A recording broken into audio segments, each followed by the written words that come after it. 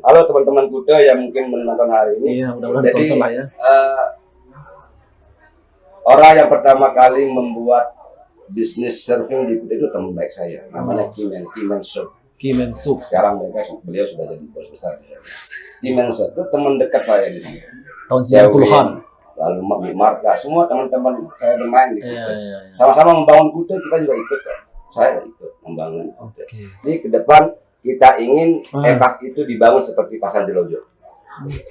Iya, harus seperti Pasar Jelojo. Nah, di Jelojo itu terjadi transaksi jual beli, orang berkomunikasi, menawarkan barang-barang, ada uang di sana, ada retribusi. Nah, Ekas harus begitu, seperti Pasar Jelojo, ya kan? Ini ada perbandingan, ada transaksi bisnis, ya kan? Ada jual beli, sewa menyewa papan selancar, betul. jual beli kopi. Mantap. Jadi kita ingin Ekas itu dibangun seperti Pasar Jelojo, ada transaksi bisnis di sana. Datang dari Lombok Tengah misalkan lewat jalur laut, dia anggaplah 10 speed misalkan. Nanti speed itu anggaplah satu speed itu isi 5 sampai 10 orang. Kali 10. Belum lagi tamu yang di Ekas. Kenapa wisatawan datang ke Ekas, bule-bule itu datang ke Ekas? Supaya lebih dekat dia main ombak, kan begitu. Betul. Nah, sementara ketika dia ke laut, tiba-tiba sudah ada sekian ratus orang di situ, sementara lokasinya tidak terlalu besar. Iya. Dan kalau nunggu ombak itu lama loh, bro. Baik, bismillahirrahmanirrahim. Assalamualaikum warahmatullahi wabarakatuh. Waalaikumsalam. Malam teman-teman semua, kembali lagi bersama kami di channel Aneka Media. Tentunya di program Ngoncer, yaitu Ngobrol-Ngobrol Cerdas. Ya, seperti sebelumnya teman-teman semua, kami banyak mengundang tokoh-tokoh inspiratif, tentunya basically di bidangnya masing-masing. Dan pada malam hari ini, kami ditemani oleh narasumber hebat yang memang sudah banyak berkecimpung di dunianya masing-masing. Dan tema malam hari ini kita akan banyak mengulas tentang tata kelola pariwisata ya, khususnya bagaimana kemudian peran masyarakat lokal baik di lingkungan pariwisata dan di sekitarnya. Dan alhamdulillah pada malam hari ini kami ditemani yang pertama dekat saya nih ya, kita ditemani oleh Bang Hasan Gauk. Selamat malam Bang Hasan Gauk. Selamat malam. Oke, sehat ya? Alhamdulillah. Jadi teman-teman semua, Bang Hasan Gauk ini adalah salah satu aktivis ya, ekosistem nelayan ya. Oke, nelayan di wilayah selatan yang paham betul mungkin situasi di bawah. Bukan begitu ya, Bang Hasan ya? Dan di tengah kita ditemani oleh Uncle Kus. Beliau adalah tour guide di TT Batu dan tentunya pengalaman di dunia pariwisata juga tidak bisa kita ragukan. Oke, sehat, Uncle? Alhamdulillah. Kebetulan juga malam ini ada tamunya, saya lihat datang ya. Oke, jadi bela-bela ke studio Aneka, walaupun di tengah kesibukannya bersama para tamunya juga dari Perancis ya, Uncle ya? Dari Perancis. Oke, dari Perancis. Dan tanya teman-teman semua, kita juga ditemani oleh salah satu akademisi muda ya. Beliau juga senior saya juga di kampus ini. Tanda Karomi, Dr. Karomi. Beliau juga sering dikenal sebagai nama itu Karomi Wakang ya. Karena beliau dari Wakan ya, wilayah selatan lah. Iya. Malam, sehat? Alhamdulillah. Oke, ini dengan tampilan khas selatannya seperti ini. Oke. Baik, teman-teman. Selama 30 menit ke depan, kita akan banyak mengulas tentang bagaimana struktur ya atau tata kelola pariwisata, khususnya sejauh mana peran masyarakat lokal terlibat baik dalam aktivitas pariwisata dan bisa dikatakan sebagai ekonomi biru ya. Mungkin saya ke Bang Hasan Gauk nih, selaku nelayan juga kemudian di wilayah selatan itu dengan banyak terobos-terobosan yang kita tahu ya. Bang Hasan Gauk, bagaimana nih sejauh ini melihat peran masyarakat sekitar mungkin khususnya di nelayan terhadap pariwisata mungkin sebagai penyedia pangan ataupun sebagai penyedia akses kebutuhan pariwisata khususnya di wilayah selatan. Silakan Bang. Baik, terima kasih. Malam ini menarik sekali ya. Mungkin sebelumnya sambil memperkenalkan diri dulu. Halo teman-teman, perkenalkan saya. Mungkin saya udah banyak yang kenal ya. Iya. Silakan Bang. Oke, saya Hasan Gauk selaku Ketua Umum Serikat Nelayan. Kebetulan saya berada di wilayah Jerowaru, desa paling selatan kecamatan paling selatan di Lombok Timur. Oke. Bicara tentang bagaimana peran masyarakat lokal, kita bicara tentang pariwisata ya. Ada banyak sebenarnya masukan yang harus diberikan ke pemerintah. Kenapa? Misalkan di tempat-tempat pariwisata, di tempat-tempat wisata itu kita jarang menemukan aneka produk lokal, makanan-makanan tradisional, makanan-makanan khas di wilayah tersebut atau desa tersebut. Ini kan salah satu hal yang mampu menarik minat wisatawan. Nah, ini tidak pernah terbaca oleh baik dinas perdagangan atau UMKM. Selalu makanan jadi dan makanan yang memang sudah familiar yang disuguhkan. Misalkan kayak roti, pancake, dan lain sebagainya.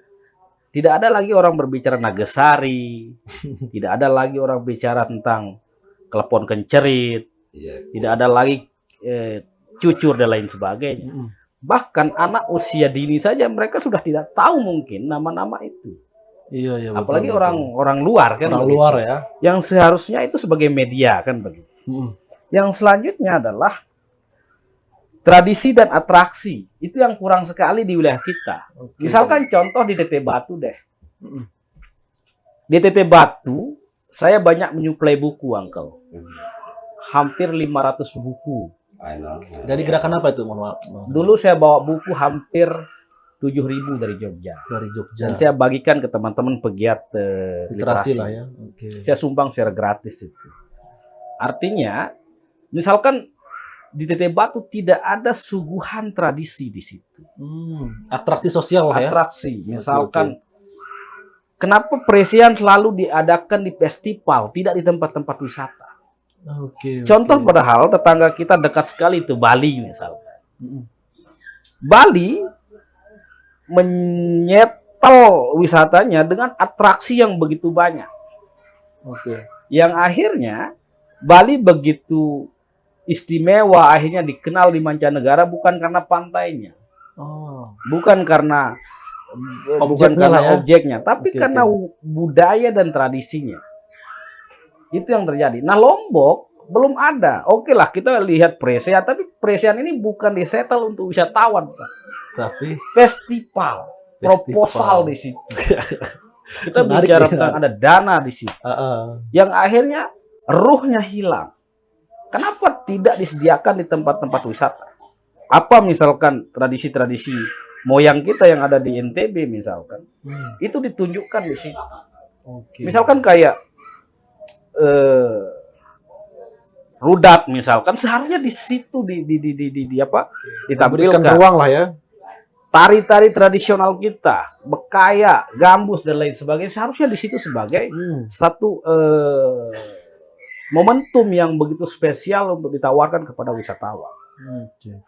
Yang selanjutnya adalah partisipasi, Pak, dan perencanaan. Nah, masyarakat kita jarang dilibatkan oleh pemerintah ketika mereka mau membuat kebijakan.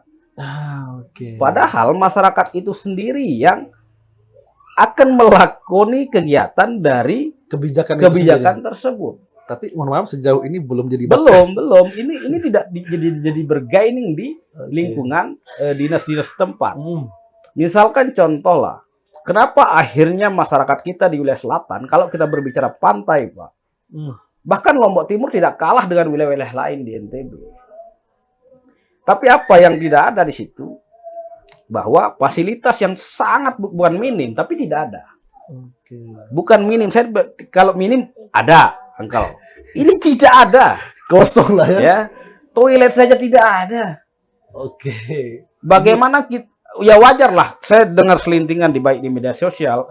Ya bagaimana wisatawan akan betah di situ? Di tempat fasilitas umum, sementara di situ tidak ada kamar mandi, sementara sampah, ya mohon maaf kan begitu. Nah, sementara kami dari SNI sendiri melakukan kegiatan jaring sampah tiap minggu dari di laut, ya. Nah, kita kepengen bahwa teman-teman pegiat wisata ini lagi-lagi edukasi kan begitu. Nah, peran penting edukasi itu penting. Kenapa saya bilang begitu? Ada pemberdayaan ekonomi yang akhirnya, misalkan kayak di Paremas, kita di situ, masyarakat di situ membuat cangkang kerupuk dari cangkang kepiting. Nah, kepiting ini kan setelah dimakan, Uncle, isinya dibuang, cangkangnya ini kan sampah. Ya, dimanfaatkan lah ya. Nah, kita memanfaatkan itu, yang akhirnya kita buat jadi kerupuk cangkang kepiting. Rasanya kayak kepiting, Uncle. Dan setelah ada riset, setelah ada uji, dan itu sangat bergizi dan lumayan cangkang kepiting itu.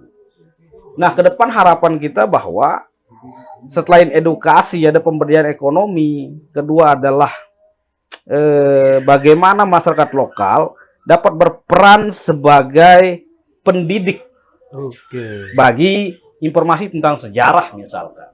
Di satu wilayah desa Ekas misalkan, contoh yang sedang viral kan. Nah, kenapa dulu namanya Ekas begitu? Harus ada 10 orang yang dididik oleh dinas Dikbud misalkan, dibuatkanlah lokal karya bahwa ini loh sejarah Ekas, ini loh orang pertama yang tinggal di Ekas, ini loh pekerjaan pertama di Ekas, yang akhirnya edukasi itu akan tersampaikan ke wisatawan yang datang. Dibuatkanlah master plan di situ bahwa ini loh sejarah Ekas, ini peta Ekas, ini sejarahnya dulu, ini dan sebagainya. Nah, bagian-bagian ini yang terlupakan dari dinas-dinas setempat kan begitu. Yang akhirnya apa? Tidak ada advokasi di situ, tidak ada pengawasan. Yang akhirnya terjadilah hal-hal semacam yang kemarin yang viral. Ya, bisa disinggung sedikit itu. Ya, yang sebenarnya terjadi itu sebenarnya kami kebetulan saya juga sempat mengadvokasi itu sekitar 3-4 tahun yang lalu. Sebenarnya ini soal uang. Soal uang, ya pendapatan, penghasilan. Nah, artinya pengusaha lah, teman-teman di situ, yang akhirnya orang berebut ombak, Uncle. Nah, karenanya tidak ada aturan di situ, tidak ditertibkan, karena seperti yang saya bilang tadi, ada advokasi dan pengawasan. Akhirnya lacur kita bicara itu. Kenapa saya bilang begitu? Bahwa datang dari Lombok Tengah misalkan lewat jalur laut, dia anggaplah bawa 10 speed misalkan. Nanti speed itu anggaplah satu speed itu isi 5-10 orang. Kali 10. Belum lagi tamu yang di Ekas. Kenapa wisatawan datang ke Ekas, bule-bule itu datang ke Ekas? Supaya lebih dekat dia main ombak kan begitu. Betul. Nah, sementara ketika dia ke laut, tiba-tiba sudah ada sekian ratus orang di situ, sementara lokasinya tidak terlalu besar. Dan kalau nunggu ombak itu lama loh, bro. Tidak datang ombak tiap detik, tidak, harus nunggu.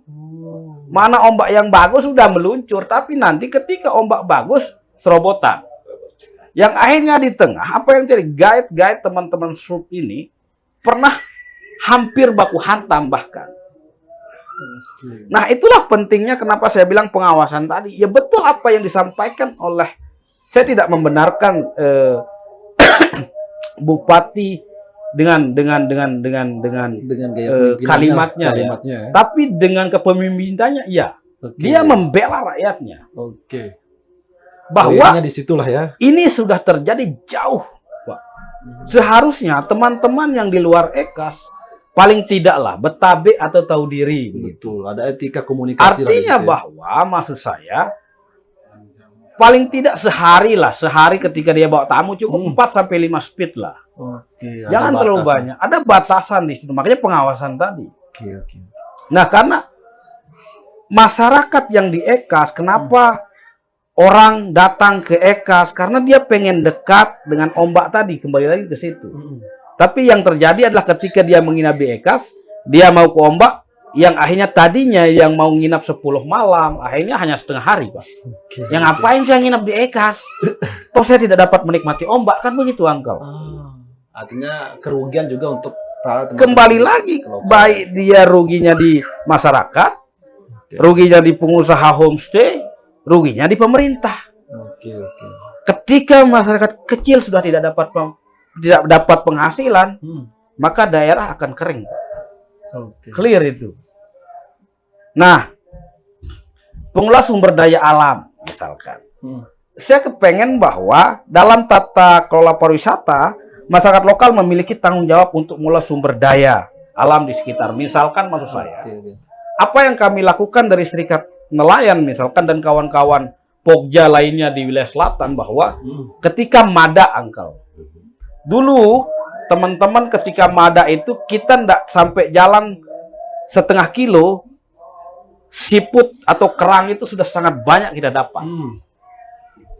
Tapi hari ini, Angkel, banyak masyarakat kita, baik orang darat yang pergi Mada atau orang laut sendiri, menangkap ikan dengan cara pakai racun, pakai potas. Itu mempengaruhi, Pak. Ia menghancurkan karang, ikan, dan lain sebagainya. Yang tadinya snorkel, makanya ada di Gili Petelu namanya, dekat Pantai Pink, itu kita jaga secara bersama. Haram hukumnya orang mancing di situ. Kenapa tuh? Ya karena temanya di situ adalah ketika teman-teman main ke situ untuk snorkel, itu temanya berbicara dengan ikan. Itu ada sekian ribu ikan yang akan mengurumuni teman-teman ketika menyelam di situ, snorkel di situ. Nah, ini yang kita harapkan, bahwa pengelolaan sumber daya ini bukan tanggung jawab satu orang, bukan tanggung jawab pemerintah, tapi tanggung jawab kita semua, Angkel.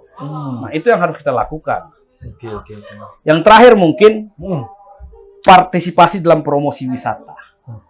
Nah, ini penting. Ini kenapa? Yang paling penting lah ya. Masyarakat lokal bisa aktif dalam mempromosikan destinasi wisata mereka. Nah, tentu sentuhan dari dinas-dinas terkait juga penting. Bagaimana melihat sumber daya manusianya, bagaimana dia memberikan edukasi, pemahaman, ini loh cara promosi yang baik, ini cara promosi yang benar. Banyak hari ini bahkan pejabat sendiri nggak bisa nulis, Angkel. Pejabat nggak bisa nulis, apalagi mempromosi. Kan kacau itu. Makanya saya harap ke Pak Bupati, untuk pejabat yang tidak bisa nulis, tidak bisa bicara itu, mending dinonjobkan saja. Itu ngapain kan begitu? Nama baik. Mungkin itu dari saya untuk sementara. Baik, terima kasih Bang Hasan Gauk. Memang dari segi apa yang disampaikan Bang Hasan Gauk, teman-teman semua, bagaimana kemudian masyarakat lokal seharusnya berperan, selasa sangat konkret sekali yang disampaikan tadi. Mungkin sebelum saya ke Angkel, kita bisa minum dulu. Setelah kita tetap ditemani oleh laka-laka, bukan sekedar pelepas dahaga. Oke. Luar biasa, nanti kita sambung lagi di tentang bagaimana perannya masyarakat lokal. Tadi sudah konkret. Saya mungkin langsung ke Bang Angkel dulu nih, Angkel Kus, selaku kemudian bisa dikatakan sebagai penyedia jasa lah ya, yaitu tour guide.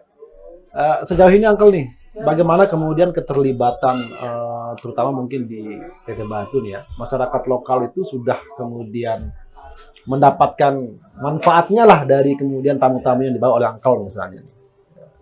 Silakan Angkel. Assalamualaikum warahmatullahi wabarakatuh. Waalaikumsalam. Terima kasih sudah dipertemukan dengan saudara saya. Udah lama ya, belum ketemu ya. Semua saudara Angkel.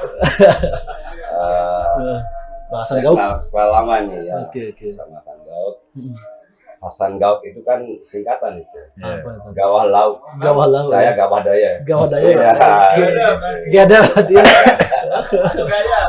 Dan Dr. Karono juga dulu pernah diundang di podcastnya. Oke, ya betul. Senang bisa berjumpa. Siap. Oke, begini, jadi kalau TT Batu, oke lah, kita perlu bahas lagi kayaknya. Oke. TT Batu sudah menyabet gelar the best Tourism village Oke, in the world, kan, versi UNWTO. Pernah mewakili Indonesia di ajang desa wisata tingkat dunia. Oke. Sudah artinya kalau dari segi branding sudah dapat lah ya. TT Batu sudah aman. Artinya TT Batu kan pionir desa wisata yang kemudian menjadi rujukan desa-desa wisata yang lain yang sedang berkembang sekarang. Ya, kalau sekarang Mas Yuda TT Batu, Mas Yuda pasti kaget. Kenapa tuh? Karena sekarang perkembangannya luar biasa, luar biasa. Dari segi Dari penyedia jumlah homestay semua kamar ya. dulu hanya di MotoGP Ah, pertama ya. iya ya. Saya kebetulan ditugasi untuk turun mencatat berapa kamar yang disediakan waktu itu karena kan ada inspeksi dari beberapa perusahaan penyedia jasa dari Bali. Oke. Itu tersedia hanya 190 kamar. 100 kamar ya. Harus Selatan, di Timur Timur, Kemangkun, kan satu Iya, kawasan. satu Ya. ekosistem lah Tahu itu. lah sekarang. Sekarang berapa tuh? Sudah mau 400 kamar. Artinya ada peningkatan yang signifikan di situ. Sejak UNWTO, PT Batu mewakili dunia itu investasi meningkat besar. Oke. Dan banyak orang-orang luar datang belajar ke sana. Oh. Saya sering menyambut terakhir itu Bupati Kalimantan Tengah. Saya sendiri yang handle. Mau studi tiru di sana.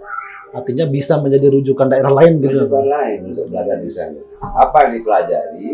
Jadi PT Batu itu sustain bertahan sampai hari ini. Oke. Karena memang dia dibangun berdasarkan base community tourism namanya. Oke. Jadi masyarakat langsung yang menjadi pelakunya di sana. Benar-benar berperan penuh lah ya masyarakat lokal lah ya. Betul. Dia yang membangun homestay-nya, dia jadi guide-nya, dia semuanya mereka di sana. Dan mereka juga yang menjaga merawat keamanan tamu di sana. Oke. Itu yang membuat dia bertahan sampai hari ini. Oke. Nah, kalau itu bisa dibangun di kawasan selatan, Iya. di kawasan yang Pengasan ya. Bro Hasan Gao itu Oke. keren. Jadi masyarakat harus terlibat langsung menjadi Dan merasakan pelakunya. itulah ya. Jadi base community tourism Base development community. namanya. Pembangunan pariwisata berbasis komunitas. Wah, mantap. Masyarakat langsung Mantap, menjadi mantap. pelakunya. Itu baru udah bisa bertahan dan Berkesinambungan dirasakan lah. langsung Betul. oleh masyarakat setempat.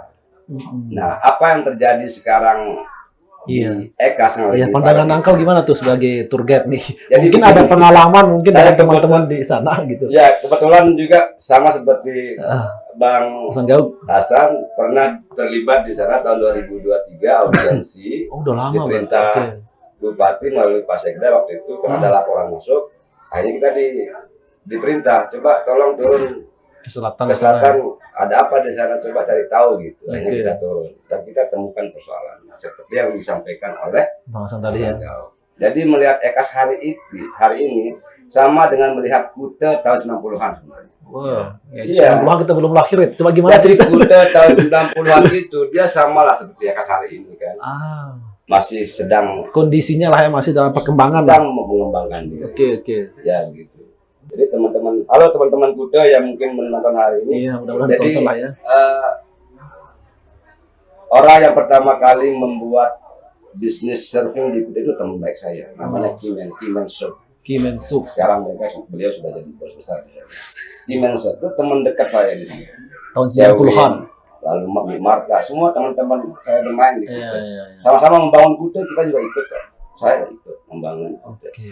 Artinya begini, di saat sekarang kita sudah berkembang, marilah lihat Ekas, bantu Ekas untuk berkembang. Oke, saling mengisi lah. Iya dong, saling bantu. Kita ini kan pariwisata. Betul. Iya, harus saling berkolaborasi, bersinergi. Betul. Gitu, Wah. bukan saling menindas. Saling menindas ya. Iya, jadi harus saling Oke. bermanfaat. Jadi ke depan kita ingin Ah. Ekas itu dibangun seperti Pasar Jelojo. Oke. Iya, harus seperti Pasar Jelojo. Nah, Di Jelojo itu terjadi transaksi jual beli. oke. Orang berkomunikasi, menawarkan barang-barang, ada uang di sana, ada retribusi. Nah, Ekas harus begitu, seperti Pasar Jelojo, ya kan? Ini ada perbandingan itu. Ada transaksi bisnis, ya kan? Oke. Ada jual beli, sewa menyewa papan selancar, Betul. jual beli kopi, Mantap. seperti itu. Jadi kita ingin Ekas itu dibangun seperti Pasar Seperti Jelojo, Pasar Jelojo. ada transaksi bisnis di sana, supaya semua orang bisa makan di sana. Oke. Luar biasa. Angkel, artinya kita perlu berkaca juga ya terhadap akses-akses wisata yang memang sudah berkembang di situ. Dan artinya seperti yang dikatakan Angkel Kus tadi, memang kita harus berkesinambungan dan berkolaborasi. Oh iya. Jadi kalau secara akademisi namanya pentahelix tourism. Iya. Jadi terjalin kolaborasi sinergi antara pemerintah, swasta, akademisi, ya kan? Betul. Kemudian media ini penting. Betul. Jadi Sebagai siar lah ya, promosi. media ini sangat berperan aktif, sangat. Oke, KRI malam ini kita diundang Oke. karena media dialah yang akan memblow up apa? Memperluas informasi berita, itu ya, ya. tapi yang positif. Betul. Media kita jangan sebar yang negatif. Oke. Kita sedang membangun. Siap. Ya, remember ya, Lombok ini sekarang sudah menjadi sorotan dunia, Betul. bahkan menjadi destinasi terbaik, the best tourism destination versi salah satu media internasional loh. Oke. Masa kita Ini harus kita lihat lah gitu lah. Masa kita mau mecut kan? Iya. Pemerintah harus baca itu dong. Oke, disaksikan oleh Iya. pemerintah nih. Oke, baik. Iya. Angkal, artinya memang sudah konkret tadi yang dikatakan oleh Bang Hasan Gauk juga bagaimana kemudian masyarakat itu berperan dari beberapa lini masa tadi yang disampaikan baik dari segi pendidikan dan lain sebagainya. Dengan pengalaman Angkal juga yang tadi. Mungkin sebelum kita lanjut saya ke Bang Karomi nih. Kebetulan beliau ini teman-teman semua pernah juga menjadi anggota Badan Promosi Pariwisata Daerah saat itu ya. Iya. Artinya selain dari sisi pandangan akademisi juga tentu ada pengalaman tentang kunjungan-kunjungan dan promosi pariwisata saat itu. Mungkin silakan Bang Karomi, mungkin pengalamannya saat itu dan dari pandangan akademisinya. Baik, bismillahirrahmanirrahim. Assalamualaikum warahmatullahi wabarakatuh. Waalaikumsalam. Sebelum saya lanjut, saya mengucapkan terima kasih pada Aneka Media yang sudah mempertemukan kami bertiga dan kita berempat ya dalam satu forum yang saya kira sangat positif untuk bagaimana mengedukasi, katanya Bang Aceng tadi, Bang Hasan Gauk itu mengedukasi masyarakat tentang bagaimana pentingnya pariwisata. Jadi perlu saya sampaikan profil saya sedikit, itu memang saya hampir 5 tahun lah pernah berada dalam forum pariwisata ini, meskipun saya bukan akademisi yang konsen di pariwisata, tetapi lebih banyak ke pendidikan, tetapi saya kira tidak mengurangi nilai pertemuan kita malam hari ini sebagai ruang edukasi pada masyarakat yang lebih luas. Ya, saya komentari tema Bang Yuda itu, ini penting sekali sebenarnya. Tema ini diangkat sebagai satu simpul bagaimana peran masyarakat, artinya dalam rangka membangun pariwisata kita hari ini. Tata kelolanya yang baik lah. Kita tahu bahwa Teteh Batu ya sebagai satu lokasi itu sudah memberikan kita contoh. Kita nggak usah belajar ke jauh-jauh. Ya, kalau kita bicara pemerintah itu harus belajar bukan ke daerah lain, tapi belajar ke Teteh Batu. Bagaimana kedewasaan masyarakat Teteh Batu mengelola pariwisatanya, meskipun mohon maaf dalam tanda kutip tidak banyak campur tangan pemerintah ke sana. Iya kan? Tetapi itu ada dasar kesadaran masyarakat Teteh Batu tentang lingkungan, tentang alam yang mereka punya, lalu kemudian mencoba untuk dimanfaatkan. Ya, dampaknya apa? Dia menjadi best tourism. Dan waktu itu kami ikut masih di BPPD, saya aktif. Terbaik dunia, kalau terbaik dunia. Ya, artinya kita patut berbangga sebagai Kabupaten Lombok Timur. Tapi tentu dari semua prestasi yang kita miliki ini, ada banyak kompleks permasalahan yang mesti harus diselesaikan. Kebetulan di dua ini, saya langsung saja ke ranah kebijakan ya. Mengomentari dua tokoh ini, ada dari utara dan selatan ini, ya. Apa yang tidak ada Bang Yuda? Apa tuh? Aksesnya, Pak. Integrated. Jadi kita tidak terintegrasi. Jadi antara Jerowaru dan Teteh Batu itu nggak nyambung. Orang mau ke Teteh Batu harus ke Selong dulu. Iya misalnya kan. Kenapa kemudian kita tidak mencoba mendorong bagaimana akses jalan yang bagus tembus dari Jerowaru ke utara? Ini kan harus muter dulu ke Lombok Tengah dulu. Misalnya, ini harus dipikirkan. Ya, karena kalau kita komentari berkaitan dengan kenapa kemarin EKAS cukup ramai, kenapa orang kemudian lebih suka menggunakan perahu, walaupun dia terlihat lebih ekstrim, dari mana, dari Lombok Tengah ke EKAS, karena harus ada pertanyaan serius. Kenapa mereka begitu? Saya kebetulan selain tinggal di Selong, tapi juga orang selatan. Saya sering duduk di sawah saya, Bang. Kalau pagi itu luar biasa banyak sekali turis tamu-tamu yang lewat. Dan bahkan saya pernah menghitung dalam 1 jam pernah lewat 20 mobil. Dan rata-rata membawa alat surfing. Dan itu yang mengakses lewat jalur mana ke EKAS. Muter lah ya. Muter. Ya artinya begini, apa yang tidak ada di sana? Aksesnya, Pak. Aksesnya apa? Jalannya jelek. belum lagi gelap gulita kalau malam, keamanan. Oke, penerangan keamanan. Selatan itu ya, kalau bicara selatan itu adalah penyangga ekonomi, kawasan ekonomi khusus yang kita sebut sebagai Mandalika. Ya, Mandalika. Tapi apa yang bisa dirasakan oleh masyarakat selatan terhadap pembangunan kayak gitu? Oke, betul. Makanya keramian-keramian sebenarnya tidak perlu rame kalau pemerintah dan masyarakat itu memahami peran masing-masing. Betul. Masyarakat sudah maksimal, saya kira mereka sudah membuat peran dalam membangun pariwisata itu sudah sangat bagus, mendampingi turis dan seterusnya.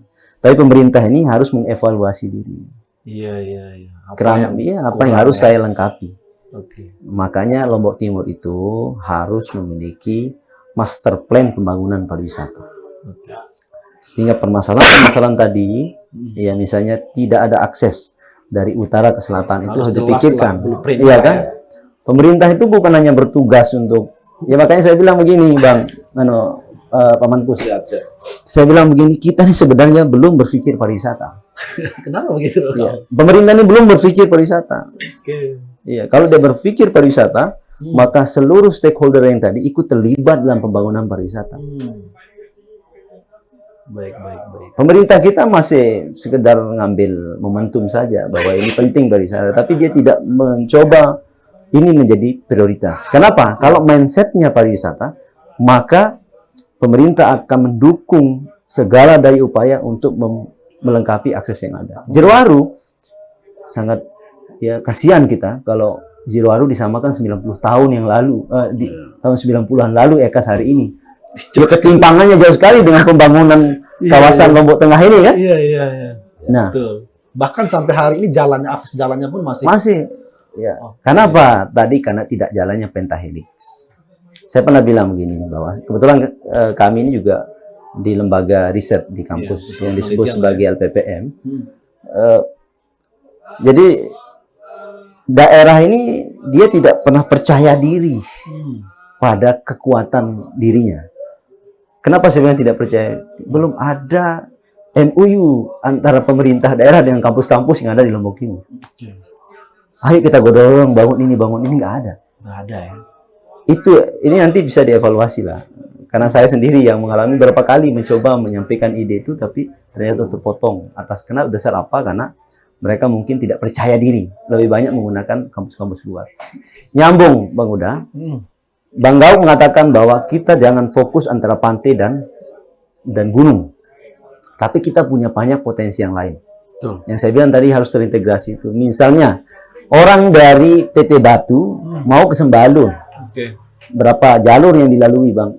Kalau dia mau memperbaiki akses. Misalnya terintegrasinya antara Teteh Batu, kemudian Pringgesele, kemudian Lenek. Sampai ke selatan. Sampai ke utara, kalau di jalur utara ini. Jalur utara. Selatan ini bagaimana, kemudian Ekas, kemudian Balai Belik Jerowaru, kemudian Wakan, potensi ada Balai Belik, Gendang Belik semua. Lalu kemudian dibangunkan kalender of event-nya teratur, baru kemudian kerjasama dengan rekan-rekan pelaku wisata, maka akan bagaimana apiknya siklus pembangunan pariwisata kita. Tapi kan kita tidak punya rencana, maka saya bilang kita ini belum benar-benar bicara pariwisata. Kita hanya situasional saja, jadi ibarat geger semendak. Kalau bahasa sarangnya, geger kita ini lagu seentah itu doang. Belum all out. Maka kalau bilang all out itu kita harus mulai dari perencanaan yang matang, kemudian sampai dengan pelengkapan akses pariwisata itu. Bicara UMKM, kita kan tidak serius lagi ini. Kita ini sangat strategis, dilalui oleh jalur besar. Dari pelabuhan utara sampai ke selatan. Artinya sampai Lembar. Sebagai gerbang. Harusnya ada rest area. Kalau mau serius, jangan bangun pelut di Kota Selong. Etalase UMKM kita ini udah ada. Nggak mungkin langsung ke selatan dulu ya. Bagaimana memutar dulu, orang mau cepat ke pelabuhan, mau ke bandara kan? Baik. Kesulitan kita kan misalnya mau keluar daerah, mau beli oleh-oleh misalnya kan, itu harus ke Mataram dulu. Iya. Kalau kita mau beli di bandara kan mahal. Yang agak murah itu kan ke Mataram dulu. Kan nggak mungkin kita ke Mataram.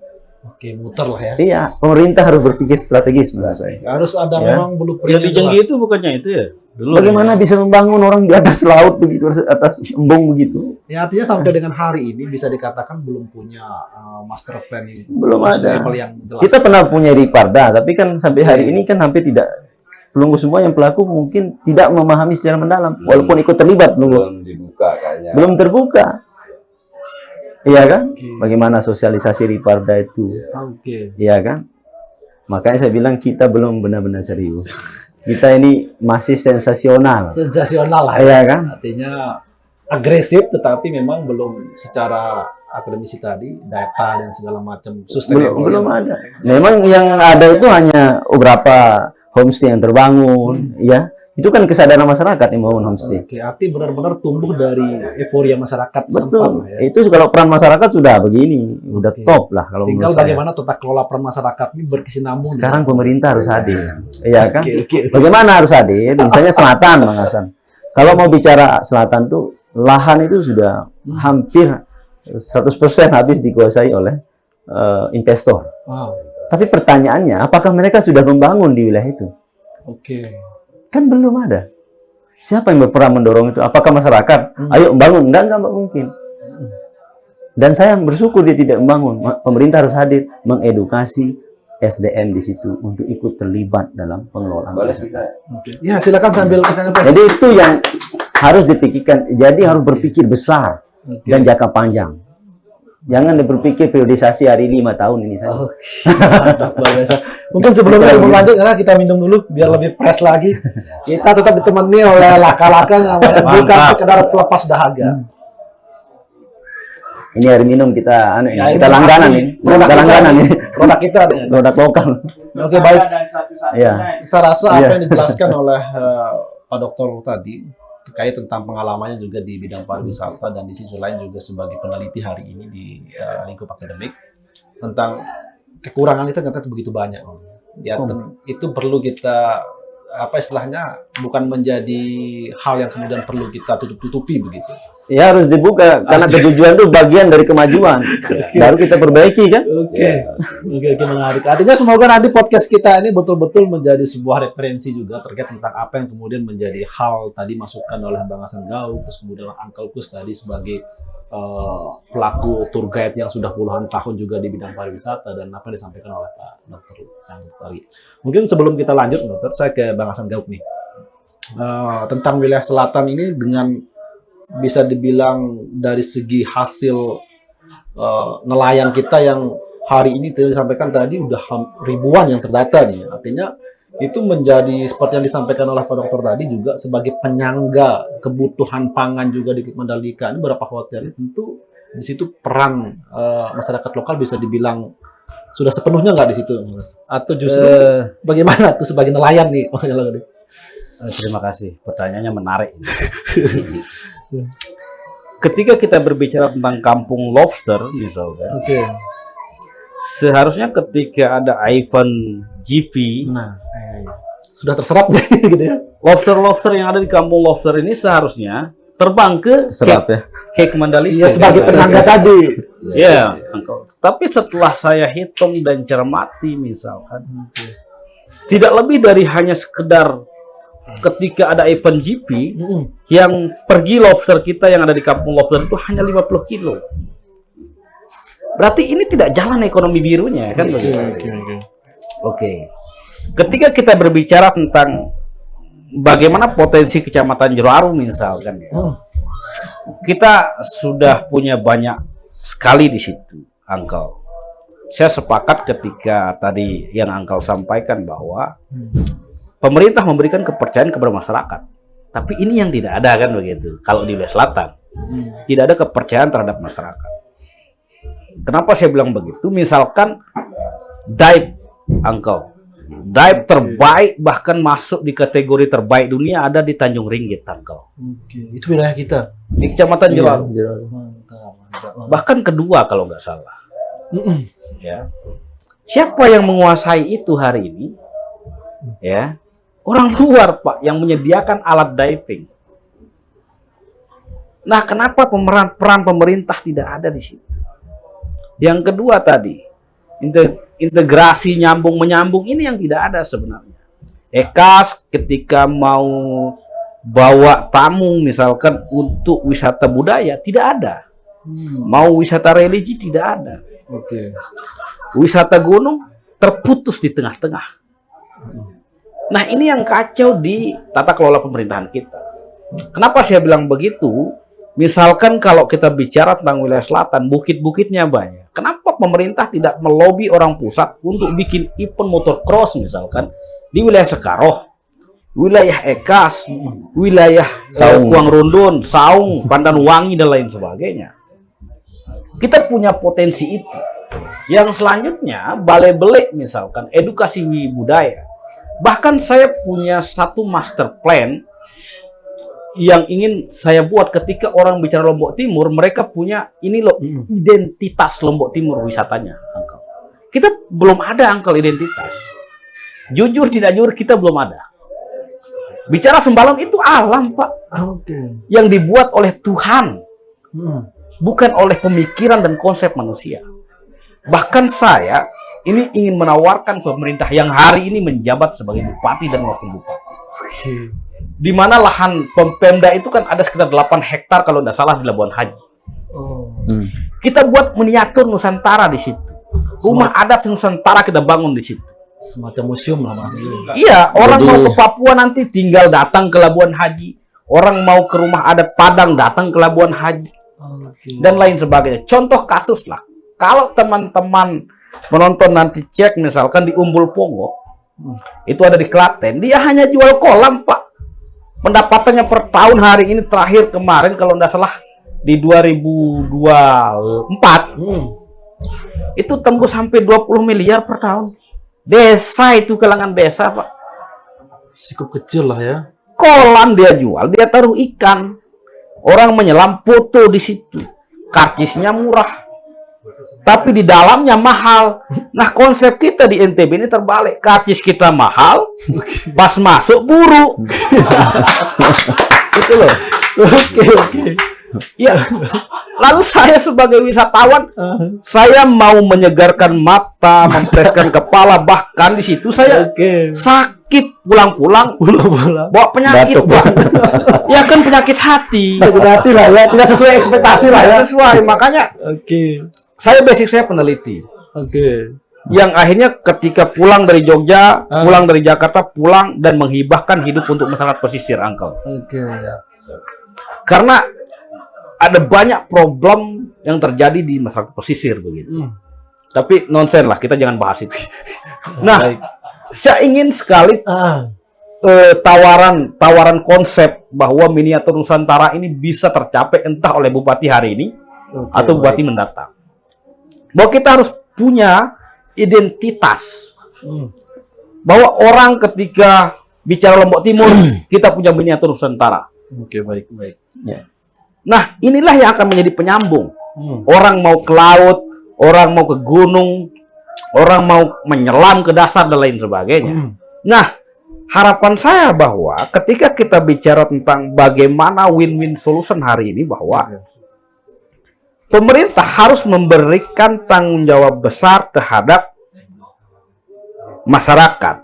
Di mana hari ini ketika ada laporan masyarakat, misalkanlah contoh di Tampah Bole, di Ekas, di Sekaroh, Kuang Rondon, Batu Nampar, lahan-lahan ini kan sudah berpuluh-puluh tahun yang dipegang oleh investor. Orang luar lah ya. Orang luar. Pemerintah seharusnya yang mengantongi izin itu harus memberikan SP1, SP2. Ketika kalian, nah saya sepakat dengan cara Pak Ali Bede yang dulu, Pak. Ketika ada investor taruh uangmu di PT NTB sekitar 3-5 miliar. Ketika kamu tidak membangun selama 5 tahun, uangmu hangus dan kamu out. Kamu ini brengsek. Kan begitu. Bukan kamu ini bukan investor, tapi kamu ini cukong. Ini yang terjadi di wilayah selatan. Yang akhirnya kenapa hari ini kita tidak pernah melihat ada hotel di Lombok Timur. Homestay, Pak. Tidak ada hotel kok. Sebutkan di mana ada hotel. Wilayah Ekas, oke lah, beberapa hari ini hotel yang bintang 5, bintang bahkan ada yang per malam itu sampai 10 sampai 15 juta per malam. Ada di Ekas itu. Nah, cuma ini yang harus secara keseluruhan kalau kita berbicara itu. Kenapa? Daerah butuh pemasukan, Pak. Akan kembali ke masyarakat. Tapi kalau pemerintah hari ini melongo melihat investor yang datang tapi mereka adalah cukong, mereka adalah tekong, mereka adalah tangan ketiga, tangan kedua, broker dan lain sebagainya, maka pembangunan tidak akan pernah terjadi. Clear itu. Baik. Nah, makanya harapan saya bahwa masyarakat ini jangan hanya dijadikan subjek. Oke. Peran mereka harus benar-benar terlibat lah di situ ya. Berikan mereka peran bahwa mereka harus betul-betul menjadi pengelola, mereka harus menjadi satu leader di wilayah mereka. Jangan batasi. Tinggal bagaimana kita memberikan edukasi, pemerintah harus masuk di situ, akses. Kedua, kalau teman-teman contoh lah, teman-teman DT Batu kalau ke selatan, kalau malam di atas jam Isya nggak mungkin berani. Nggak ada lampu, Pak. Oke. Kenapa hari ini masih ekstrim terdengar? Jangan ke selatan. Di situ banyak rampok. Padahal tidak ada, tapi karena gelap, Pak. Kenapa saya marah? Akhirnya saya menaruh nama kata Gauk Angkel. Karena orang-orang kota menganggap kami orang selatan itu sebagai perampok, tidak berpendidikan. Akhirnya saya marah. Akhirnya saya taruh nama Gauk, bahwa Gawah Laut, untuk membuktikan bahwa orang selatan tidak seperti itu. Oke, baik Mas Angkel. Oke, Mas Angkel, sebelum kita lanjut, mungkin saya ke Bang Romi dulu nih, sebelum saya ke Angkel. Tadi saya melihat bagaimana kemudian Bang Angkel mengungkapkan fakta-fakta di lapangan sebenarnya begitu kan, tentang bagaimana framing selatan ini begitu. Mungkin Bang Angkel dari segi pendidikan nih, Pak Dr. Romi, apakah kemudian masyarakat kita, masyarakat sekitar wisata nih bisa dibilang, apakah dari segi pendidikan ataupun dari segi cara berpikir bisa dikatakan sebagai critical thinking mungkin ya dalam bahasanya itu sudah mampu nggak kemudian membaca peluang itu? Atau jangan-jangan mohon maaf nih ya, kita memaksakan bagaimana masyarakat berperan, tetapi masyarakat lokal sendiri itu belum mampu untuk membaca peluang ini. Silakan, mungkin dari segi pendidikannya nih. Iya, terima kasih. Kalau kita jujur, ya, secara umum yang saya bilang tadi itu adalah kita senang ada pariwisata karena dampak positif kalau melihat dari situ. Tapi juga hari ini kan di selatan ini belum seperti TT Batu, tingkat kesadaran masyarakat kita secara umum. Ini juga jadi tantangan. Kalau bicara soal sektor pendidikan, rata-rata orang selatan itu sudah rata-rata tinggi. Tapi tentu konsentrasinya kan tidak ke sana. Nah, tapi begini, kalau begitu kondisinya, maka kita mesti, pemerintah ini ya, secara umum mendorong bagaimana orang konsentrasi ke sana. Sekarang nggak bisa konsentrasi sana, Pak. Karena lingkungannya ini kan sudah rata-rata dikuasai dan tidak dibangun-bangun. Orang tidak bisa terlalu jauh ke pinggir laut karena tanah itu sudah dikuasai oleh orang. Di-coupling dan seterusnya. Ini masalah di selatan itu. Nah, oleh karena itu kita mesti mendorong pemerintah ini hadir, memberikan atensi pada mereka, ya kan, untuk bisa segera mungkin membangun. Tetapi pemerintah juga harus menyiapkan SDM yang siap dipakai di situ. Misalnya di jangka 5 tahun ke depan atau 2-3 tahun ke depan. Hari ini sudah harus dilatih. Oke, ada satu sekolah yang sudah dibangun di situ namanya SMK 1 Jiwaru misalnya. Itu kan sudah diubah dari SMA menjadi SMK yang concern sekarang ke pariwisata. Lalu pertanyaannya, pernahkah mereka bekerja sama dengan dengan investor yang datang ke situ? Misalnya, Bang Angkel investor, saya adalah penyedia jasa. Standar Bang Angkel itu harus saya tahu.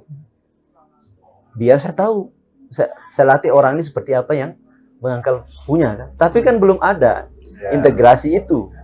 Bagaimana 5 tahun tidak akan jadi penonton? Saya khawatir masyarakat kita menjadi penonton dan itu akan menghadirkan kesenjangan sosial. Beda konteksnya dengan TT Batu. TT Batu digerakkan oleh masyarakat lokal di situ atas kesadarannya tentang potensi alam yang ada di situ. Selatan ini kan berbeda. Maka saya bilang pemerintah harus hadir untuk mengedukasi, untuk mengubah cara pandang masyarakat selatan itu pentingnya pariwisata. Ya, mohon maaf, Bang Yuda.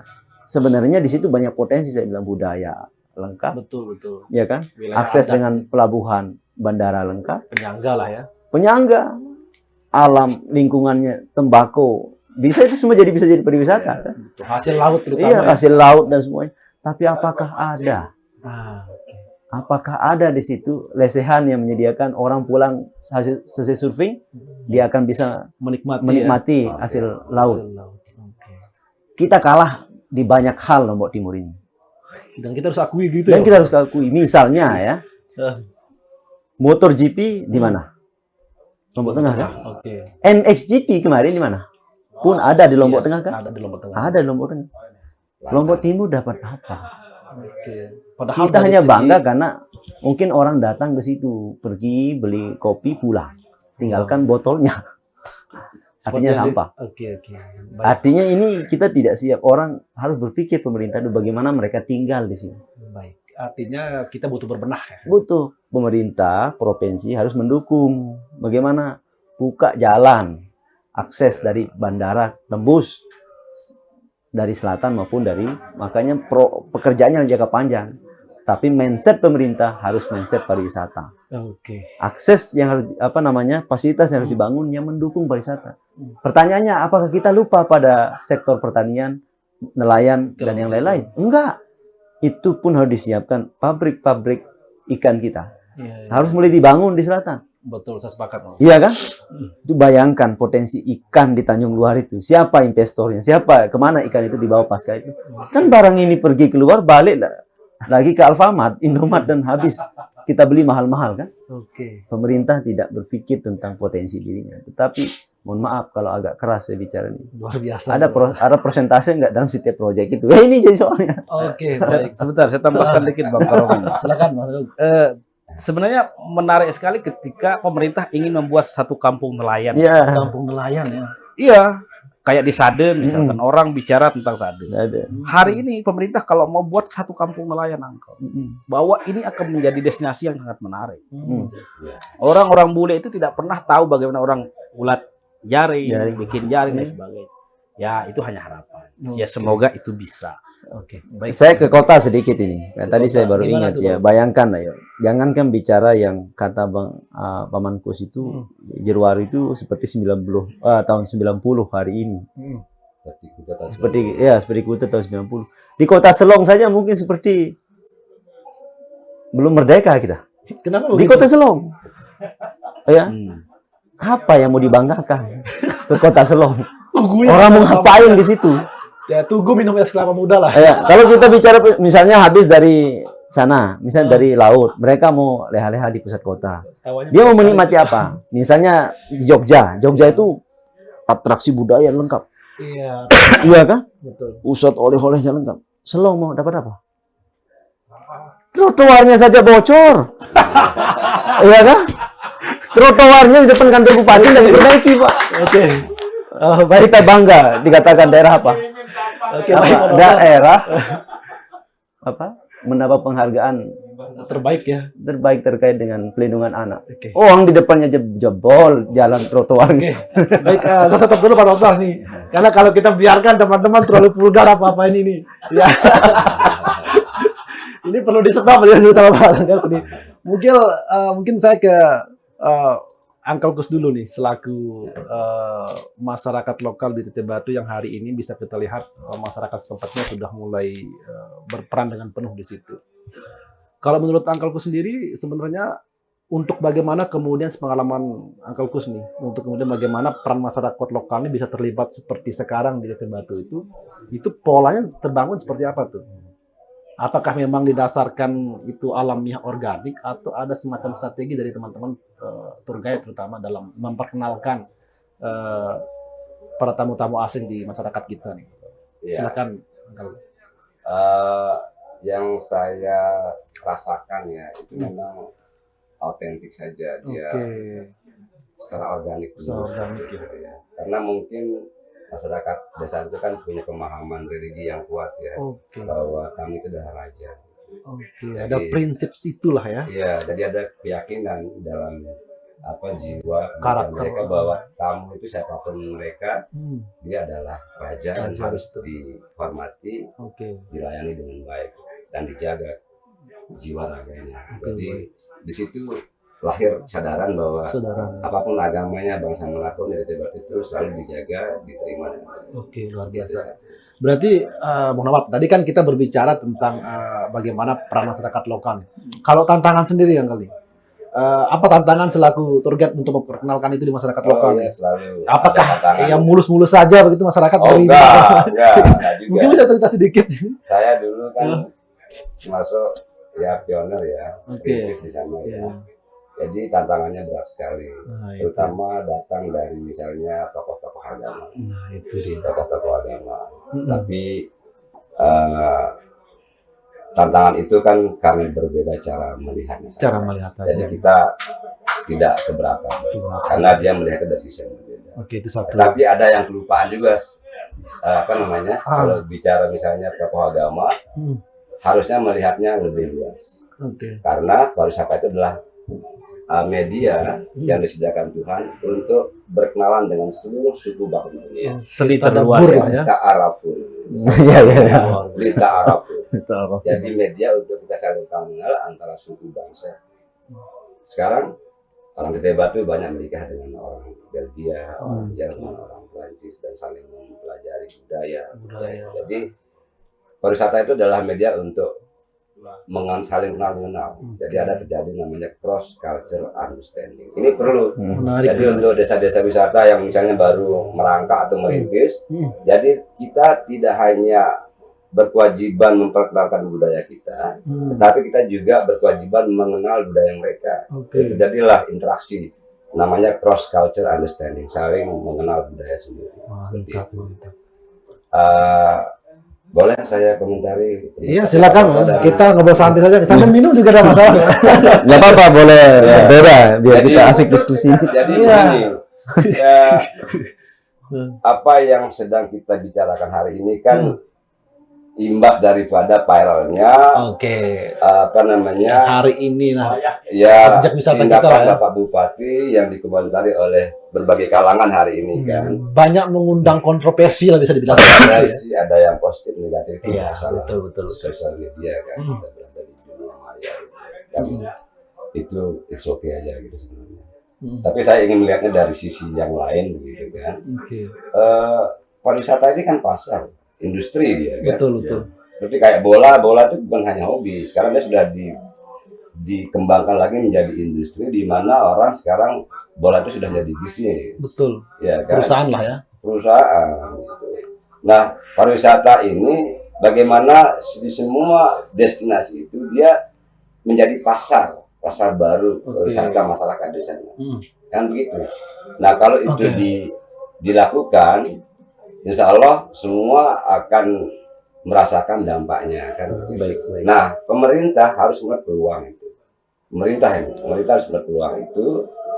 Jangan hanya berpikir what they get, apa yang akan dia dapat. Oke. Tapi dia harus lihat bahwa apa yang masyarakat harus dapat dari industri itu. Artinya perlu Kalau memikirkan. melihatnya sebalik, Harus. maka dia akan tidak mau berbuat nanti. Iya. Apa sih PAD yang bisa disumbangkan gitu kan? Iya, jangan begitu. Jadi apa yang masyarakat saya dapat dari industri itu harus didorong. Oke. Bagaimana Ya kan? masyarakat lokal ini bisa dapat pengaruhnya yang besar Iya. gitu ya? Jadi kita ingin cara melihatnya berbeda. Oke. Kalau mantap. harus melihatnya saya nggak dapat apa-apa dari situ, itu keliru. Oke. Jadi apa yang didapat oleh masyarakat saya harusnya begitu cara melihatnya. Oke, mantap. Akhirnya dia turun. Oke. Ya, jadi yang kita butuhkan yang mendesak hari ini adalah political will dari pemerintah. Oke. Tanda kutip DPR, ya legislatif dan eksekutif. Oke. Karena dua lembaga ini harus duduk bersama satu pikiran, jangan ada saling jegal. Oke. Dalam membangun, mereka punya tanggung jawab untuk satu meja berdiskusi, membuat keputusan, kebijakan. Kita sedang butuh regulasi Dan melibatkan masyarakat. ya. Kita Pastilah. butuh regulasi yang ramah wisatawan, ramah wisata, Oke, baik. ya kan? Gitu, agar dia tidak menjadi penghalang nanti. Jangan-jangan nanti pemerintahnya juga menghalangi kita berkarya kan begitu, karena regulasi yang keliru seperti itu. Oke. Ya, contoh misalnya, ketika teman-teman selatan atau utara ini misalnya ingin menyediakan bar gitu, yang alkohol, ya kan harus dibuatkan regulasi yang bagus. Iki yang jelas, jangan langsung Ya, Jangan tiba-tiba Take down lah ya. jangan umum. Kan sekarang umum tidak boleh menyediakan, menyiapkan, memproduksi misalnya. itu yang kena nanti masyarakat Adat lah ya juga ya. yang kena masyarakat adat, masyarakat apa ini apa produksi ini loh. Nyelak yang kena. Ini umum sifatnya kan masyarakat Sangiang. Kita sedang bicara wisata yang kena aturan itu masyarakat nyelak, masyarakat Sangiang. Harusnya kan itu yang harus digodok oleh DPR. Iya, artinya ada kesesuaian di situ lah ya. Maaf. Ya. Boleh nggak kita mengkritisi? Ya silakan. Ya, Boleh dapat di sini untuk berbicara. Sayangnya Mereka tidak paham. Selama ini dewan-dewan kita itu dia masih tidak pernah berbicara pariwisata. Karena jarang ada yang turun, Uncle. Jarang ada yang turun dan Jadi saya tambah ini menarik sebenarnya. Kenapa harus pemerintah itu punya mindset pariwisata? Tadi Uncle mengatakan apa yang pemerintah dapat, kata ya. Tetapi bagaimana masyarakat dapat apa? Enggak begitu. Pemerintah itu sebenarnya kalau sudah mesejahterakan masyarakatnya, dia pasti dapat apa? Pasti dapat ya. Apa? Misal, begitu dia membuat regulasi tentang, membuat pelatihan tentang UMKM dan sampai UMKM ini berhasil, maka dari persentase penjualan saja dia bisa dapat pajak, pajak dan seterusnya. Artinya, iya kan? Dia pasti dapat untungnya. Uang itu akan kembali lagi. Makanya ada teori tentang reinventing government itu harus dibangun. Jadi pemerintah harus dikelola seperti kewirausahaan, seperti perusahaan. Ya, orang di dalamnya bekerja untuk menghasilkan. Dalam artian tidak hanya soal uang, tapi hasilnya begitu dia bicara membangun SDM, ada hasil, ada pabrik, ada semuanya, maka dia kembali pada pemerintah itu. Tadi misalnya daripada saling inti, mohon maaf, pariwisata itu nggak bisa dihindari dengan yang tadi produksi-produksi yang berkaitan dengan mohon maaf minuman dan seterusnya. Ya. Itu tidak bisa dihindari, tetapi harus dilokalisir dan di-manage agar dia tidak kucing-kucingan ini barang. Betul. Bayangkan Pol PP setiap hari menyelesaikan persoalan Labuan Haji. Baik. Iya. Udah. Ini harus dipikir secara komprehensif. Pariwisata ini. Teteh Batu dan Jeruwaru itu kasus kecil. Orang kota ini, ya, berwisata itu agak berat deh ke Jeruwaru mungkin ya. Lebih banyak ke Labuan Haji. Ya. Tapi di Labuan Haji apa yang kita temukan? Sampah. Apa yang kita temukan di situ? Ya, apa yang kita temukan ya? Trotoar yang tidak terawat. Apa yang kita temukan? Ada bilik-bilik. Ada bilik-bilik yang merusak wajah pantai itu. Ya, oleh karena itu makanya kalau dia mau membangun pariwisata, saran saya sebelum bicara yang besar-besar, benahi saja Labuan Haji, terlepas dari segala kontroversial yang ada. Ya, baik. Itu agar apa? Uang itu dari uang parkir, orang jualan di situ akan kembali kepada pemerintah, ya kan? Dan banyak multiplier efek lain yang akan didapatkan oleh pemerintah itu sendiri. Saya tambahkan dikit lah. Iya, terakhir. Ya, terakhir saya tambahkan dikit. Kami guyonan di selatan, Uncle. Saya bahkan keluar dari mulut saya itu. Saya kalau di selatan itu pengen buat wisata halal. Halal itu bahwa orang di sana nanti saya sediakan penghulu. Ya. Berarti ada perjodohan di situ. Ya, ketika orang kamu datang ke tempat saya untuk berwisata, kamu kayak saya kawinkan dulu, terserah kamu bebas mau ngapain. Setelah pulang kamu mau cerai bebas. Itu guyonan, artinya bahwa kita terhalang oleh cara berpikir hari ini di pariwisata. Karakter orang Lombok ini kan sangat mentaati para tokoh agama, ya, dan lain sebagainya. Cuma banyak kadang tokoh agama yang tidak membaca. Iya, literasinya mungkin agak kurang, Pak. Mereka hanya vakum di satu segmen. Iya, saya tidak. Saya mohon maaf, saya tidak sedang membahas tentang bahwa dia tidak paham apa-apa, tapi bahwa kita sebagai murid terlalu tidak mampu mengolah kalimat dari guru kita. Ya kan? Yang akhirnya kita terpaktor dengan cara berpikir kita. Yang akhirnya ketika guru kita bilang nanti ketika ada bule pakai tank top itu haram dan masuk neraka. Kita serap itu mentah-mentah. Yang akhirnya itu yang membuat kita tidak maju. Bahwa ketika ada investor masuk ke wilayah kita, kita stop, nanti kita masuk neraka. Kan begitu. Ini yang berbahaya begitu, bahwa penting muncul di situ pemerintah daerah, baik eksekutif maupun legislatif. Terkait religion ya, terkait religion, bahwa masyarakat kita terlalu terpatron terhadap apa yang disampaikan oleh ustaz-ustaz kita, tuan guru kita, tanpa mereka menelaah secara ilmiah, secara akademik. Akhirnya mentah saja dia terima. Akhirnya ketika bule pakai tank top datang ke tempatnya, bahwa dia tidak mau melayani yang kelahirnya. Ini dosa dan haram. Nah, yang akhirnya itu yang kami lakukan di wilayah selatan. Nah, cuman tidak bisa bergerak sendiri kan begitu. Makanya perlu aturan. Perlu aturan itu segera diterapkan. Ada edukasi dan lain sebagainya. Mungkin itu sih. Baik. Terima kasih Bang Sanggau, Uncle Gus, kemudian Kanda Dr. Karomi. Alhamdulillah teman-teman semua, kita sudah ngobrol ternyata lebih dari 1 jam, dan saya rasa pembahasan kita ini baru opening ya. Kita nggak cukup dengan beberapa bisa dibilang autokritik lain dan sebagainya, dan memang kita perlu ungkap itu secara jujur ya, begitu kan Karomi ya. Artinya bahwa banyak sekali memang kekurangan-kekurangan kita khususnya di Kabupaten Lombok Timur. Bagaimana sebenarnya tata kelola, dan tentunya adalah peran masyarakat lokal yang sebenarnya sudah mumpuni, hanya saja banyak terputus oleh beberapa kebijakan maupun peran dan sentuhan-sentuhan pemerintah di situ. Mungkin sebelum kita akhiri, kita closing statement dulu. Mungkin mulai dari Bang Sanggau dulu nih, closing statement-nya terhadap tata kelola dan peran masyarakat lokal terhadap pariwisata di Lombok Timur. Silakan Bang Sanggau. Kalau kita closing statement ya. Bicara tentang pariwisata, bahwa saya ingin mengharapkan teman-teman siapapun yang ada, dimanapun berada, berhentilah miskin. Karena jika kamu miskin, kamu tidak akan pernah dibantu oleh pemerintah. Berhentilah miskin, kasihan keluargamu.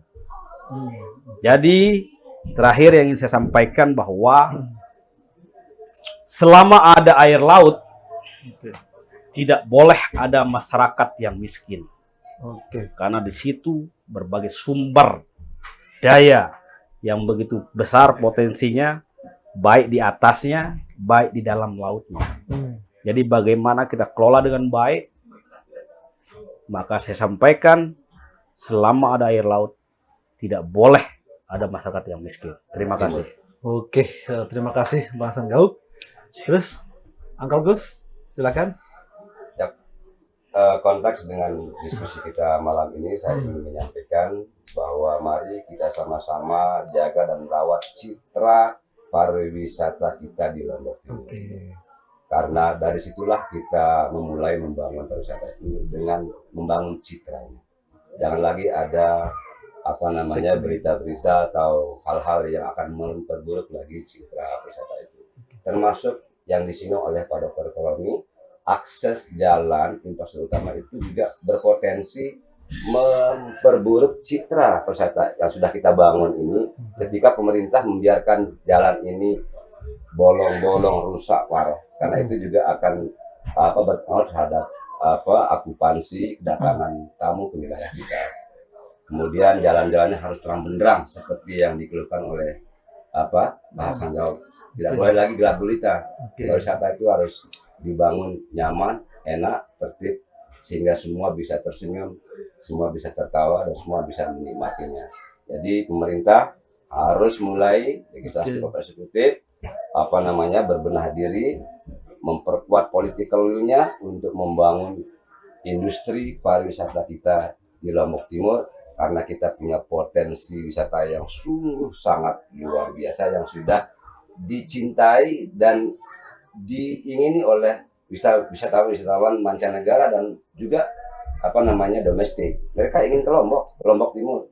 Mereka cinta budaya kita, mereka suka alam kita, mereka suka ombak surfing kita, mereka suka tarian-tarian kita, semua makanan kita, mereka sangat suka. Saya bawa tamu hari ini. Mereka dikirim dari Bali, dari Prancis, dia bilang, kamu temui Uncle Gus di sana. coba masakan tradisionalnya. Di sana enak sekali. Seperti itu. Oke, terima kasih Uncle Gus. Pak Dokter, silakan. Baik, terima kasih Pak Yuda. Pariwisata itu adalah kerja bersama. Sebab itu cara bekerja bersama adalah dengan ikut terlibat di sektor terkecil sekalipun. Dan pemerintah sebagai simpul dari keterlibatan masyarakat harus melibatkan masyarakat secara penuh. Saya katakan begini, bahwa pada masyarakat jangan menunggalkan sumber pengetahuan, karena itu akan mempersempit cara pandang kita terhadap pembangunan pariwisata itu. Pada pemerintah pun demikian, jangan hanya memandang di sana saya menang, di sana saya kalah, lalu kemudian kita mau membangun Lombok Timur secara parsial. Saya harapkan itu tidak terjadi, tapi bangunlah Lombok Timur berdasarkan skala prioritas yang sudah direncanakan. Dan rencanakanlah skala prioritas berdasarkan kebutuhan masyarakat lokal kita. Kita tidak akan miskin lagi, kata Bang Hasan Gauk itu, kalau cara pandang kita mulai kita ubah. Change your mindset. The world is changing, kata Maxwell dalam bukunya. But if you don't change your mindset, you will lose. Dunia ini terus mengalami perubahan. Tetapi kalau kita tidak membuka diri, tidak mengubah cara pandang kita, Lombok Timur akan tetap jadi kenangan seperti 90 tahun yang lalu. Oke. Makasih, mari kita berbenah. Saya ulang mungkin ya. Baik, supaya lebih menarik nanti di potongan. Statement dari saya untuk terakhir penutup, konsep dimatangkan, keamanan jauh lebih diamankan, kebersihan, kearifan lokal dilibatkan, masyarakat terus diberikan edukasi. Mari kita jaga alam kita, jaga budaya kita, jaga kolaborasi kita. Maka terakhir yang ingin saya sampaikan, berhentilah miskin.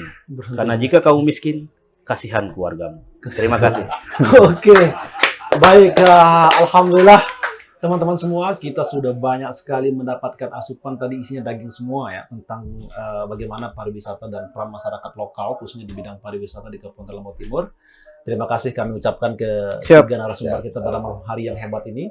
Tentunya kami berharap untuk kita mengagendakan sesi berikutnya untuk kita bahas secara dalam lagi. Ini bisa dibilang opening ya teman-teman semua ya. Ini kan pemerintah ya. Pemerintah ini tidak ada ini. Oke, dan mungkin besok kita bisa menghadirkan Bapak Kepala Dinas ataupun pihak pemerintah langsung untuk berhadapan bersama. Dan saling hajar. Itu menarik. Ini belum dan nyambung. tentunya teman-teman semua jangan lupa tetap ikuti channel kami di program Moncer yang ngobrol-ngobrol cerdas, tentunya di channel Aneka Media. Jangan lupa ikuti dan like, komen, dan share untuk kemudian menjadi siar, baik itu tentang isu-isu politik, sosial, dan tentunya di bidang pariwisata. Saya rasa itu. Siap, Bang Hasan Gauk, Terima kasih. Uncle Gus, dan Pak Dr. Romi. Terima kasih atas kunjungannya di Aneka Media. Sekian dari kami. Wassalamualaikum warahmatullahi wabarakatuh.